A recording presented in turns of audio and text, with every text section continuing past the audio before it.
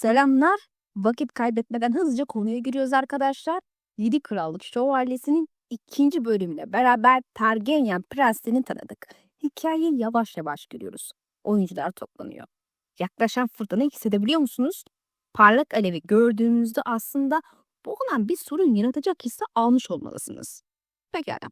Baelor Targaryen ve kardeşi Maegor Targaryen hem görünüş hem de kişilik olarak birbirine zıt iki figür olarak önümüze serildi. Daha önceki videolarda da belirttiğim gibi. Anneleri aile dışından olduğu için ilk doğan olarak Baelor'un saçı ve görünüşü anneye benziyor. Kendisinde bir nevi Ned Stark'ın Targaryen versiyonu havası var. Şeref, adalet ve iyi huy olarak ona benzeyen yönleri yok değil. Sir Arlan gibi vasıfsız bir şövalye bile anımsaması onun hem gözlem hem de hafıza becerisini ortaya dökerken en alt tabaka gibi görünen insanları bile hatırlamaya değer bulması iyi huyuna bir işaret diye düşünüyorum. Yani diyorsunuz bu adam gerçekten de tahta geçtiğinde iyi bir kral olacak. Targaryen sevmeyen biri bile Baelor'u sever diye düşünüyorum. Hayır yani daha ne istiyorsunuz ki zaten? Ayrıca kendisi 7 krallığın gördüğü en büyük şövalyelerden biri olarak nam salmıştır. Adamda savaşçılık da var yani. Diğer yandan kardeşi Maegor ikinci oğul sendromuna sahip izlenimi yansıtıyor. Kaybolan senin oğulların olsaydı bu kadar rahat davranmazdın gibi sözleri kardeşinin başarılarına içerlenen onun gölgesinde kalan biri olduğunu bize gösteriyor ki zaten Ashford'a geldiklerinde Çığırtkan'ın Baelor'u öven sözler üstüne ve kardeşi Maegor diyerek geçiştirmesi de bunu anlatıyor. Kendisi aslında bir nevi Stannis'e benzer. Benzer noktalar görebilirsiniz. Bu döneme ve karakterlere yabancı olanlar görünmesin ama ilk izleniminize bakıp da Maegor'ı kötü bir karakter sanmayın. Yine de huysuz ve kabadır olduğunu görüyorsunuz. Duncan'ın konuşma şekli bunu ele veriyor ama kitaplarda daha fazla kabalık yapıyor Duncan. İyi bir savaşçıdır, zayıf değildir. Bu arada isminin telaffuzunu hiç beğenmedim. Mikar falan diyor. Bu sebeple kendi telaffuzuma devam edeceğim. Sakıncası yoktur diye düşünüyorum. Ya, Onca Bey benim gibi telaffuz ediyor zaten. Bu ikisinin Aerys ve Rhaegal isminde ve iki erkek kardeşi daha var. Maegor en küçükleri. Aerys 2 numara kitap kurdu biri. Rhaegal ise dengesiz ve hastalıklı ailenin deliğini miras almış. Ama zararlı bir delilik değil. Yani diğer insanlara karşı değil. Maegor'un bu kardeşine çok düşkün olduğu bilinir. Ne Aerys ne de Rhaegal yeğenleri Daeron gibi savaşçı kumaşına sahip değiller. Bu sebeple turnuvalar söz konusu olduğunda Baelor ve Maegor daha bir görünür. Devam etmeden önce videoyu beğenmenizi, yorumlarınızda şenlendirmenizi ve paylaşmanızı rica ediyorum. Siz destek verdiğiniz sürece arkadaşlar bu videolar da gelmeyip tabii ki de devam edecek inşallah. Şimdi devam ediyoruz. Bu bölümde ayrıca Maegor'un ve Baelor'un oğullarından birini de tanıdık. Aeron, Maegor'un ikinci oğlu, ilk doğan oğlun ismi Daeron, bahsettik. Anneleri Dany olduğu için Daeron da annenin renklerinden almıştı. Maegor'un 2 oğlu daha var, bir de kızları falan vardı. Oğullarından birini zaten Game of Thrones'tan çok iyi biliyorsunuz zaten. Üstad Aemon. Kitaplarda gençliği görünmüyor ama bahsediliyor. Bana soracak olursanız dizide göstereceklerdir. Hepimiz zaten görmeyi çok isteriz. En küçük oğlu ise pekala bilen biliyor, bilmeyen ve davranmak istemeyen için söyleyince. Ama zaten 2 video önce dizi rehberimde bahsetmiştim. Spoiler vermeden yapmak istiyorum inceleme videolarımı, o yüzden söylemeyeceğim. Eğer bana soracak olursanız babası gibi kaba bir tip oyununa almış fakat bundan daha fazlası var adamda. Bizim hikayelerde odak noktalarımızdan biri o olacak. Fragmanları izlediyseniz zaten biliyorsunuz orada ne şekilde gösteriyor meseleyi. Dizide turnuva açılışında gördüğümüz Vallar'da Baelor'un ilk doğan oğlu ve valisi. Dizide de söylendiği gibi Demir Taht'ın verasetinde 2. sırada kendisi, bir de kendisinden küçük Mataris Targaryen var. Mataris yayımlanan ilk 3 kitapta görünmüyor. Bu sebeple dizide de görmeyi beklemiyorum ama yapımcı eklemeye karar vermişse bilemem. Valar'ın saçları annesinin bir Dondarrion olması ve tabii ki babasının da annesinin bir Martell olması nedeniyle geleneksel Targaryen renklerinden uzak.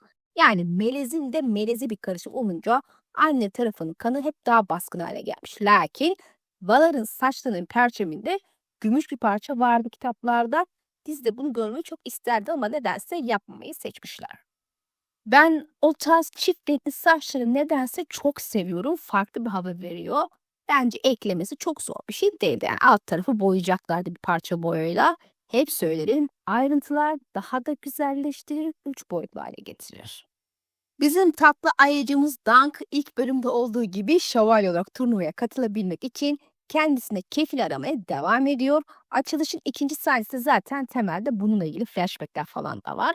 Zamanında ustasının hizmetine girdikleri her lordu ziyaret ederek onu hatırlatmaya çalışıyor ama nafile kimse hatırlamıyor. Görünüşe göre koca dünyada Sir Aaron'ı hatırlayan sadece Dunk ve Prince Baelor. Aslında Lionel Dunk ile o kadar kanka yapıldı dizide insan kefil olur diye beklemiyor da değil. Yani neticede Lord Baratheon'sun sen, kimsenin yalanlayacak yani.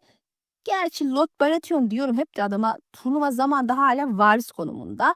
Dizide öyle hava vermiyor elbette. Yine de resmi olarak Sir Leonard Baratheon kendisi daha. Neticede kitapları okumuş bizler için uyum konusunda hassasız, bu sebeple olması gereken buydu. Hem Baelor ile tanışmamak olmazdı. Da Baelor'un hatırlamasıyla turnuvaya katılma hakkını kazanınca ikinci engeli ortaya çıkıyor. Zırh ve miğfer gibi araç gereçleri yok. Böylece çelik pek ile çalışıyoruz. Temelde hikayede muazzam bir önemi yok ama daha sonra Duncan çok minik de olsa bir iyiliği dokunacak iyi bir karakterdir. Zaten bu bölümde sezmişsinizdir bunu diye düşünüyorum. Duncan'ın da yüzünde böyle insanın kıyamadığı bir çocuk masumluğu var dizide. Paige bile kıyamadı da eski zırhı kabul etti ustasını. Dizide biraz daha görünür rolü olabilir çünkü kısa romanları diziye uyarlamak zor biliyorsunuz. Bu sebeple yeni şeyler eklemeleri kaçınılmaz. Ve geldik uzun tensele. Ya çok uzun tensel veya HBO'nun çevirdiği haliyle sırık tensel. Alt dizi yapan yanlış yapmamış çeviri aslında ama hani tol kelimesi üstünden gelen şakayı kaçırmaya sebep olabilir İngilizce bilmeyenler için. Duncan yanında olduğu için de belki ama bir de kız çok da uzun gelmedi gözüme. Gerçi kesin benden uzundur, ona hiç şüphem yok da. Kitapta Dunk'tan yarım başlar kısaydı ama burada daha fazla fark var sanki ya. Kız aşağıdan bakıyor Dunk'a, Dunk da yukarıdan bakıyor yani.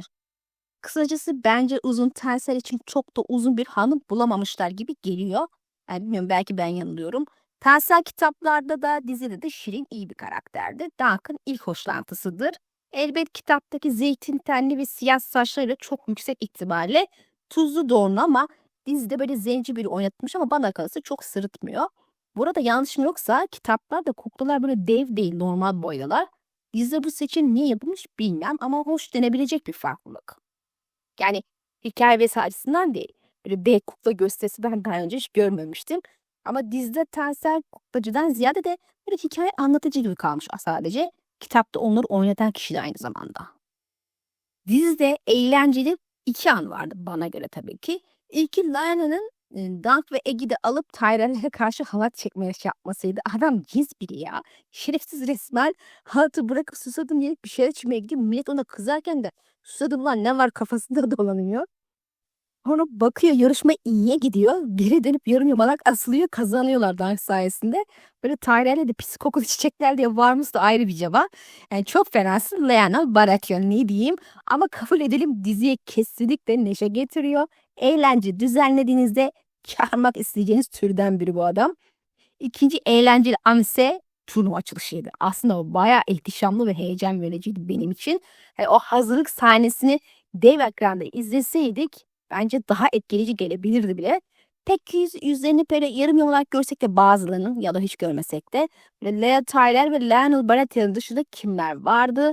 Gri Aslan Daemon Lannister'ı gördük. Lea Tyler ile eşleşmişti kendisi. Aksine karar vermedilerse Daemon'un varisi olan Talbot Lannister'ı görmemiz gerekiyor. Dizide görmeyeceğimiz ve Yedi Krallık Şövalyesi kitaplarında da muhtemelen okumayacağınız için bir spoiler vereceğim. Böyle dizi serinin keyfini falan bozmayacak, merak etmeyin. Mevcut olaylardan bir sene önce oldu zaten söyleyeceğim şey. Game of Thrones dizisinde Ned Stark'ın Baratheon ve Lannister evliliklerini göze attığı bir soy hanedan kitabı vardı hatırlarsanız. Joffrey ve kardeşlerinin Robert'ın çocuğu olmadığını ortaya çıkmasını sağlayan şey iki hane arasında yapılan evliliklerde Baratheon kanının hep baskın gelmesiydi. İstisna hiç yoktu. İki hane arasında yapılan son evlilik ise Lyana'nın iki erkek kardeşlerinden biri olan Gowan ve Ty Lannister'ın arasında yapılmıştı. Bu arada kitaplarda yeri olmasa da kendisi dizide görecekmişiz galiba. Her ne kadar dahil görmesek de. Oyuncu Kenan Aaron 7. ve 8. sezonlarda Jon Snow karakterinin dublörü olarak çalışmış. Tipi tam bir Baratheon aslında. Siyah saç, mavi göz. 2 bölümdür görmeyince acaba vaz mı geçtiler karakter eklemekten diye de merak etmedim değil. Hani görmek de isterim açıkçası. Diğer gördüklerimiz ise Hightower ailesinden biriydi. Sir Abelard Hightower. Lord ile kan bağı seviyesi muamma ama oğlu falan olsa yazardı. Muhtemelen kuzen yok yeğen seviyesinde biri olsa gerek. Kitapta 2 Ashford üyesi vardı ama gözüm bir tanesine takıldı. Yani bir tanesini gördüm. Leon'un tarafında en sağda kalıyordu. Onun yanındakilerden emin olamadım. Bisbury olabilir belki ama onun solunda da Leo Tyrell var. Ayrıca Humphrey Hardin de oradaydı. Hani o sebeple Bisbury gördüm doğru olabilir. Enişte kayın ilişkileri var ya onların. Yanlış görmedimse Leo Tyrell'di zaten. O atından düşünce diğer koşan atın üstüne hızlıca atlaması ve yerden kalkanı alması çok hoşuma gitti. Turnuvalar gerçekten böyleydiyse izlemesi çok eğlenceliymiş. Gündüzleri de böyle gece daha zevkli bence ve teke tek gene böyle toplu şekilde dövüşler daha iyi. Çünkü böyle bir kargaşa falan oluyor ya onun heyecanını hissedebiliyorsunuz daha iyi. Bu arada tabii en sonunda bir Tully'yi sakladım. Lord Medgar Tully. Ne alabalık ile yaptığı gösteri oldukça iticiydi denebilir. Yani neden tüm Tully'ler bu kadar aptal anlam veremiyorum. Ya bu kadar alık tiplerin böyle 300 sene Nehir topraklarında azam lord olarak kalması normalde mümkün olmazdı da işte Targaryenler vesilesiyle ancak. Tabii Blackfish hariç ama o da yani adı üstünde Blackfish ben standart şimdi ismiyle bilene salak falan değil o. Tamam hakkını yemeyelim. Kermit Tully denen çocuk da fena değildi. Bilhassa dizide canlandırma şeklini sevmiştim. Her ne kadar kim kime karşı çok net göremesem de eşleşmeler kısmında bazısında hatalar vardı sanki. Gerçi bir noktada Vallard kitaptaki gibi Hightower'ı indirdi yer ama örneğin Lannister Vallard'ın yanında olmamalıydı. Karşısında olmalıydı kalınca. Hatta Ashford'lar da onun yanında olmalıydı. Şimdi şöyle ki turnuvalarda genelde turnuvayı düzenleyen haneye ait şövalyeler orijinal şampiyonlar olarak öne çıkar. İlk şampiyonlar ya da ne deniyorsa artık. Buna ek olarak birkaç farklı haneden de şampiyon seçilebilir. 3, 4, 5 neyse. Bunlar hali hazırda aşk ve güzellik kraliçesi olan hane kızının unvanını korumak için kapışırlar. Hani onun şampiyonları. Diğerleri de onları devirip tek şampiyon olarak kendi aşk ve güzellik kraliçesini ilan etmeye çalışırlar. Hani dizide bu işlenmemiş anlaşılan. Ashford turnuvası ile ilgili ayrıca bir video yapsam iyi olur. Şampiyonları tanıtırım. Şimdi gelelim beklediğim anlardan birine. Kitaplarda 3 kral muhafızı katılıyordu ama dizide 2 tanesini gördük. Lakin gördüklerimiz de Baelor Targaryen sonrası Westeros'un en güçlü, en ünlü şövalyeleri. Onları dönemin Selmy ve Arthur gibi görebilirsiniz. Sir Roland Crackholm ve Duskendale Donald. Ronald'ın bir hanesi var gördüğünüz gibi Batı diyarlı Lannister'ların sancak beylerinden biri ailesi. Donald ise taş topraklarının Duskendale bölgesinden gelir lakin hanesi yok halktan biri. Kızıldır yeterince genç sayılır ama burada beyazlamış bile. Bu adam 2 kral hizmet ediyordu arkadaşlar. Bu sebeple Roland gibi daha genç görünen birini seçselerdi bence daha iyi olurdu. Dizide hanesiz oluşu vurgulanıyor ama açıkçası hoşuma gitmeyen bir şey eklemişler. Hani bilmem yazarın onayından geçtim ama hoşuma gitmedi. Dan'ın hak tabakasından olsa da ailesinin yengeç avından gelen bir zenginliği olduğu vurgulandı. Bu hoş ekleme değil çünkü o dönemler kral muhafız unvanı satın alınabilecek bir şey değil. Yani ailesi zengin diye kral muhafız olmuş gibi ima edilmesi öze aykırı olmuş. Yani neticede Targaryen döneminde en deli kralın altında bile kral muhafızları hala 7 krallığın en iyi, en ölümcül kılıçlar olarak nam salmışlardı. Bu sebeple yegane kriter kılıçta en iyisi olmak ve tabii ki şövalye unvanını taşımaktır. Bu arada HBO'nun çevirisine bir eleştirim daha var. Eksik yapılmış. Dark Duskendale'in Darkinlerinden değil misin diyor soruyor ama çeviri Duskendale değil misin diyor. Sanırsın Duskendale bölgesinden gelen herkes soruyor ya da bu ayrı bir hane. Kaldı ki hani birkaç cümle öncesi zaten geldiği bölge söylendi. Bu bağlamdan kopmuş yanlış anlatıma sebep olmuş. Hani biraz daha özen göstermesi gerekiyor çevirmenin. Yani bakın İngilizcem iyi değildir ama kulağım ikinci dinleyişe seçti hatayı hemen. Bunun gibi çok hata var aslında. Hem ilk bölümde hem ikincisinde. Gelelim son sahneye. Turnuvayı izlerken Dunk ve Egg de kendi iç hesaplaşmasını yaptı. Egg fazla çelimsiz olmasından dolayı diğer yaverleri izlerken ya ben o koca mızrakta taşıyabilir miyim? İyi yaver olabilir miyim dercesine kendini sorguladı. Zaten şövalye olup olamayacağını da sorguluyordu önceki sahnelerde. Yalnız yaverler de maşallah hepsi yetişkin. Her ne kadar bazı kişiler gerçekten ömür hayatı boyunca öyle yaver kalsa da arkadaşlar bu kadar yaşlı yaver de olmaz ya. Soylu haneler genelde diğer soylu hanelerden yok kendi hanelerinden kişi de çocuk yaşta yaver alır ortalama 12 yaş civarlarında. Rüştünü ispat edene kadar da eğitim alırlar. Basitçe hizmetkarlar ise tamam ona bir şey diyemem. Şimdi Dunk bile kitapta 17-18 yaşlarında Sir Arlan Earl'ünde. Buradakiler ise sakallı yetişkin adamlar. Neredeyse beyazlayacak yani sakalı. Bu kısmı açıklık gelmeli bence. Neyse. En iyi kısım Dunk'ın aydınlanması ama sonuca bağlama kısmıydı. Bu turnuvada büyük şövalyelerin becerisini vesaire görünce işin özünde böyle bir Arlan'ın anlattığı, hatırladığı veya umduğu kadar güçlü bir şövalye olmadığını idrak etti. Biraz bir anksiyete falan da yaşadı. Daha önceki videolarda ne demiştim? Türk şövalyeler soylu da olmadıkları için yeterince iyi olmadıkları sürece herhangi bir lordun hizmetine giremediği için hür şövalyedir. Arlan da öyleydi. Yine de görünüşü de fena bir kişiliği yokmuş. Ve Dunk'a gerçek anlamda sahip çıkmış, kendisini becerdiği kadar eğitmiş. Dunk da onu onurlandırmak, gururlandırmak, adını hatırlamaya değer kılmak için de turnuvaya girmiş ve şampiyon olmaya karar veriyor. Yani motivasyonu eskiden nam salmaktı ama şimdi daha güçlü bir seri var. Soy olmayan, namsız bir şövalyenin yetiştirdiği öksüz, bir başka sıradan bir çocuğun yükselişi, başarısı, şampiyonluğu. Bu binleri sadece soylu olan ve namlı olanların değil, Dunk ve Arlan gibilerin de hatırlamaya değer olduğunu ve başarıya ulaşabileceğini ilan edebilecek güzel bir amaç. Şimdi geldik fasulyenin faydasına. Videoyu ciddi bir eleştiriyle kapatmak istiyorum. İlk bölümün açılışında olduğu gibi bu bölümün açılışında da yine bir çıplaklık vardı ki bu sefer daha aşırı ve baştan sona anadan üreyen bir karakter gördük. Sir Arlan ve o haliyle işeme sahnesi. Yani Parker'ın derdi nedir sürekli çıplak bir karakteri sıçratma ve işitme güdüsü hareket ediyor anlamış değilim. Hani ilk bölümde böyle sahnenin izleyiciye bir mesaj verme meselesi vardı. Her ne kadar Dunk'ın yüzünden sonraki sahnede açıkça göstermek aşırıya kaçmak olsa da. Ama bunda bu bile yok. Her bölümde böyle bir şey görecek ise yandık yani. Hani yine sabah kahvaltı ederken yakalandım arkadaşlar ama hani bu sefer sahneye giren bacaktan eşeğini hemen elimle biri kapattım. Böyle midem falan bulanmadı böylece. Parker işine soylularla uğraşmadığımızı hatırlatmak istediğim minvalinde bir açıklama yapmış bu sahneyle ilgili ama hani yapmayın rica ederim her sahnede mi ya her bölümde mi yani abartmasanız artık. Hani ilk kez yapıldığında etkiyi verir hatta komik gelir ama aynı şaka tekrar etmeye başladığında etkisini yitirir komik gelmez.